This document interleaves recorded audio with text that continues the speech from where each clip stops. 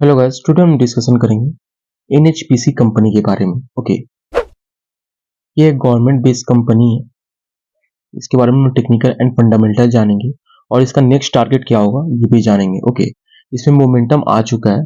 ये basically power distribution and generation का काम करती है। Hydro power plant, solar energy हो गया, विंड एनर्जी हो गया। ओके, इस सब में ये वर्क करती है। ओके, सबसे पहले इन डेली बेसिस पे जो इसका आरएसआई है 85 के आसपास है। हाई आरएसआई जो करंट मार्केट प्राइस है इसका 100 101 के आसपास है। ओके, 101 इसका 101 इसका मार्केट प्राइस है। 101 इसका मार्केट प्राइस है। ओके, थोड़ा सा हॉल्ट करेगा, आरएसआई वीक होगा तो फिर अपन एंट्री ले सकते हैं। जैसे कि आप यहाँ पे देखो, यहाँ पे रेजिस्टेंस ब्रेकआउट किया। ओके, ये जो रेड कैंडल बना, ये जो पहले जो ग्रीन कैंडल बना जब ब्रेकआउट करने के बाद, ओके, तो ये उस टाइम आरएसआई था 78। जैसे एक रेड कैंडल बना, आरएसआई वीक होकर चला गया 64। ओके, उस टाइम गिरा था 5 ऑलमोस्ट 6% के आसपास गिरा था। ओके, मैं ये बोलना चाह रहा हूँ कि थोड़ा सा भी एक रेड कैंडल बनेगा, इससे 3-4% का करेक्शन आएगा तो आरएसआई वीक हो जाएगा, फिर अपन एंट्री लेंगे। ये बेस्ट स्टॉक है। ओके, ये जैसे चल रहा है, जैसे इसका टारगेट 150 to 200 इजिली 6 मंथ को देखने को मिलेगा, क्योंकि इसमें मोमेंटम आ चुका है। ये जे कर्व हो गया ये स्टॉक, अगर आप ध्यान से देखोगे। ओके, जे कर्व यूं ही स्टॉक नहीं होता है। ओके, इसका मंथली की बात करेंगे अपन कि मंथली बेसिस पे कितना रिटर्न जनरेट किया है। 41% का रिटर्न दिया है अपने इन्वेस्टरों को।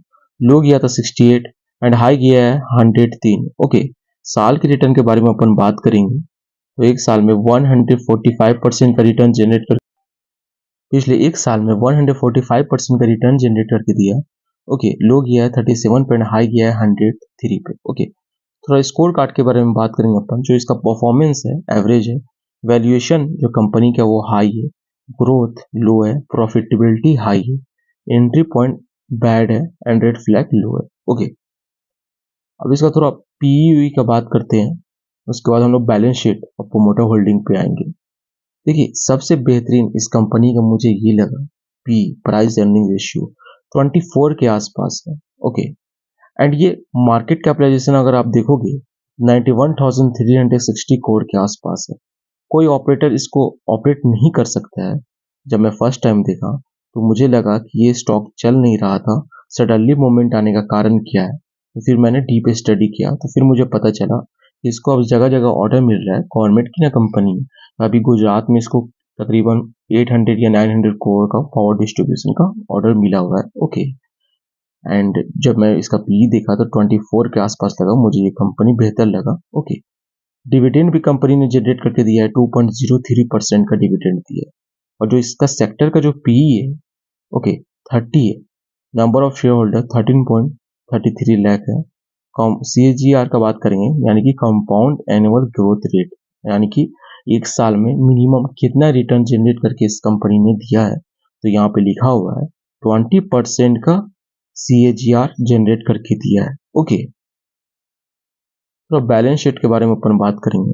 देखिए, current asset non current asset दोनों को इक्वल करके जो टोटल एसेट है कंपनी का, तो 71,276 करोड़ था 2020 में, 21 में 73,135 करोड़, 22 में 77,288 करोड़, नाउ 23 में 86,090 करोड़ का इसका मार्केट कैपिटलाइजेशन है, यानी कि इसके पास इतना एसेट है।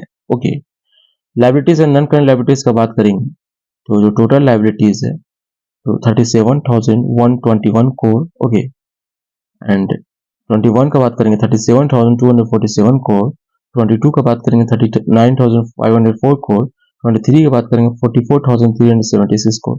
देखिए, अगर आप लोग को यहाँ पे डाउट होता होगा कि जब एसिड इतना है तो ये तो दिख रहा है मुझे को एसिड है। ओके, करंट एसिड यानी कि less than 1 year and non current acid more than 1 year, यानी कि जो एसिड चाहे फाइनेंशियल एसिड हो या कुछ भी हो, ओके, बॉन्ड वॉन्ड हो या इन्वेस्टमेंट हो, तो वो एक साल के बाद अगर उसे मैं सेल करता हूँ, अगर वो एक साल बाद सेल हो जाता है तो उसको हम लोग बोलते हैं non current acid. Okay, current acid अभी मेरे पास लैंड है कंपनी के नाम पे, अभी मैं सेल करूंगा वो सेल हो जाएगा, उसको हम लोग बोलेंगे करंट एसिड। अब लाइबिलिटीज और नॉन करंट लाइबिलिटीज में ये डिफरेंस आ जाता है, जो आप लोग को डाउट होगा कि 37,000 इतना जितना एसिड है उतना तो लाइबिलिटीज है। नहीं, ऐसा नहीं होता है।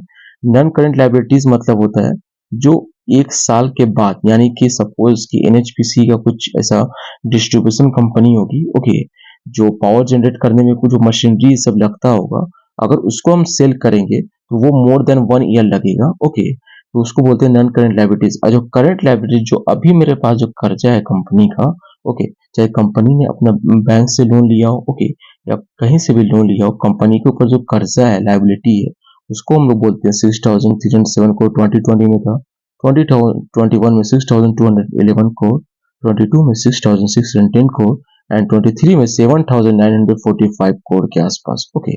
ऐसा होता है। और आज मैंने अच्छे से समझा दिया, इसको डीपली समझा दिया कि इसका मतलब यही होता है करंट लायबिलिटीज, जहां पैसा फंसा हो या कंपनी ने किसी से मतलब उधार लिया हो, लायबिलिटी, करंट लायबिलिटी, उसके पास इतना अभी कर्जा है, ओके। ये आप लोग मत सोचना कि जितना ये लायबिलिटीज है जो टोटल करके मैं बता रहा हूँ उतना एसेट में से माइनस करके उतना निकल गया, तो उतना मार्केट कैपिटलाइजेशन ऐसा नहीं होता है। मेन फोकस होता है बैलेंस शीट पे लायबिलिटीज कितना है, यानी कि आज के दौर पे मैंने कितना कर्जा लिया हुआ है कंपनी में, ओके। अगर मैं प्रमोटर हूँ तो मैंने कितना कर्जा लिया है, तो उसको हम लोग बोलेंगे करंट लायबिलिटीज, ओके। तो प्रमोटर होल्डिंग के बारे में अपन डिस्कशन करेंगे। ये तो बेसिकली गवर्नमेंट की कंपनी, पीयूसी गवर्नमेंट की कंपनी में, ओके। टोटल प्रोमोटर होल्डिंग है इसका, 71%, म्यूचुअल फंड 8.17%, जो अदर डोमेस्टिक इंस्टीट्यूशन है 5.25%, एफआई 7.38%, रिटेल एंड अदर 8.26% है, ओके। एंड थोड़ा विकीपीडिया में मैंने सर्च किया था तो वो मैं थोड़ा बता देता हूँ एनएचपीसी के बारे में। देखिए, ये बेसिकली क्या करती है कि national hydro electric power plant है, इसका फुल फॉर्म ये होता है। ये कंपनी इस्टेब्लिश्ड है 1975 में, ओके। और ये हरियाणा में इसका क्वार्टर है, जैसे कि आप देख पा रहे हो, in Indian public sector hydro power company that was incorporated 1975 to plan, promote, organize integrated and efficient development hydroelectric power. Recently has expanded to include the source of energy like solar, geothermal, tidal and wind energy. Okay. At present, NHPC is a mini Ratan category. Okay. Enterprises of the government. देखो, मैं बताऊंगा किसी दिन। एक होता है government में, हो गया आपको यूसीओ हो गया, ओके।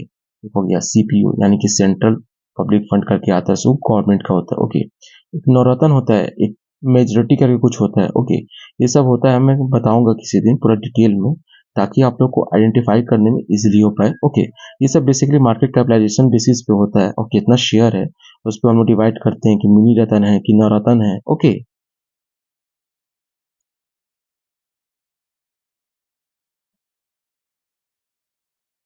एनएचपीसी का यही बेसिकली वर्क है, पावर डिस्ट्रीब्यूशन में वर्क करना। अभी तो इसको गुजरात से ऑर्डर मिला हुआ है 100 करोड़ के आसपास का पावर में, बेसिकली यही इसका वर्क है और इसलिए इसका शेयर का प्राइस भाग रहा है। मेन मेरा मकसद ये है वीडियो बनाने का, क्योंकि मैं जब एनालिसिस करता हूँ तो मैं देखता हूँ सर, टोटल चीज़ देखता हूँ, मैं उतना यहाँ नहीं बता पाता हूँ। जब मुझे अच्छा लगता है कि नहीं ये स्टॉक भाग रहा है या तो इस स्टॉक में मोमेंटम है, तभी मैं बना पाता हूँ। जब मुझे ये लगा, जब अच्छा लगा मुझे, तो ही मैं ये वीडियो बना रहा हूँ एनएचपीसी का। Thank you so much full video देखने के लिए। चैनल को सपोर्ट के लिए लाइक से सब्सक्राइब कर दीजिए। और एक बात, जब भी आप लोग बनिएगा, जब भी अगर बाई करना हो किसी भी स्टॉक में, तो स्टॉप लॉस लगाना बहुत ही ज़रूरी है। स्टॉप लॉस जरूर लगाइएगा, ये ताकि थोड़ा सा भी करेक्शन करेगा तो अगर अगर स्टॉप लॉस अगर उसको हिट करना होगा वो हिट कर देगा। जैसे यहाँ पे स्टॉप लॉस का मैं बात करूँ, जैसे ये कैंडल बना, इसका लोअर लो हम लोग स्टॉप लॉस लगा के चल सकते हैं 92 का, एंड हाई गया 100, ये सही है स्टॉप लॉस लगाने का, okay. Thank you so much for video देखने के, चैनल सपोर्ट के लाइक से सब्सक्राइब कर दीजिएगा। Thank you.